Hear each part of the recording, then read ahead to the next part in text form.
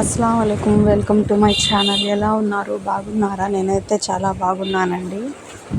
మీరందరూ బాగుండాలని మనస్ఫూర్తిగా కోరుకుంటున్నాను.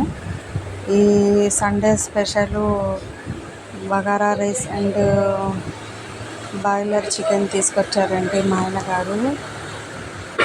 స్కిన్ ఉన్నది, మా ఆయనే వండుతున్నది. చాలా ఫాస్ట్గా చేసేసారు. కేజీ చికెన్ తీసుకొచ్చారండి. మా అమ్మాయి కోడిగుడ్లు ఒకటి తీసేసుకొని ఇంకా మొహానికి రాసుకుంది. అసలు కడుక్కుంటే క్లీన్ వాటర్ వేసి కడుగుతుంటే మా అమ్మాయి వచ్చేసి లాక్కుంది గుడ్డు అనేది. ఇంకా మా అమ్మాయి అసలు గుడ్డు పగిలి అసలు నీ శ్వాసన మొహానికి రాసుకుంది. ఇంకా మా ఇద్దరు పిల్లలకి స్నానాలు చేపించేశాను. మా ఆయనే కడిగి ఇచ్చేసాను కదా, మా ఆయన వేస్తున్నారు, కర్రీ చేస్తున్నారు. ఈ కోడిగుడ్లు 3 ఉన్నాయి కదా, అది 4 ఉన్నాయి. అవి ఫ్రై చేసేసి ఇంకా వాళ్ళకి కొద్దిగా నూనె, అల్లం వెల్లుల్లి పేస్ట్ ఫ్రై చేసి ఇచ్చేసారు మా ఆయన గారు. అవి తిన్నారు. వాటర్ ఉడుకుతుందండి, నీళ్ళు వేసేసారు కదా రైస్కి.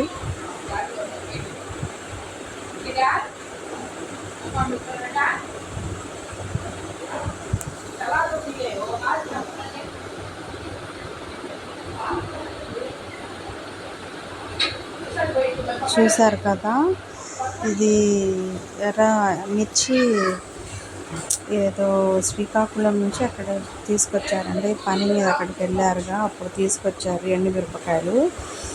ఇది అంత ఘాటుగా ఉండదంట, ఎర్రగా ఉండిద్దండి ఈ కారము. ఆ మిర్చి ఏమో మసాలాలో వేసి మిక్సీ పట్టేసి వేస్తే అది అంత ఎర్రగా ఉంది. పెరిగేస్తున్నారు.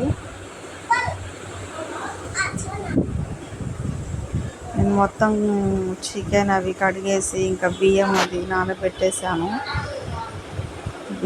బగారా రైస్కి.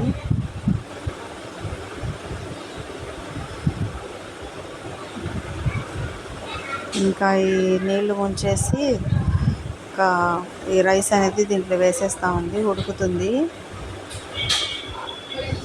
గోంగూర ఏమో నేను చేశానండి, గోంగూర టమాటాలు వేసి, తర్వాత 3-4 పచ్చిమిరపకాయలు వేశారు. ఇలా కోసి వేసుకోవాలండి. అది కారం అంత ఘాటు ఉండదు కదా. ఇంకా మా ఆయన గారు మిర్చి వేసేసారు 3.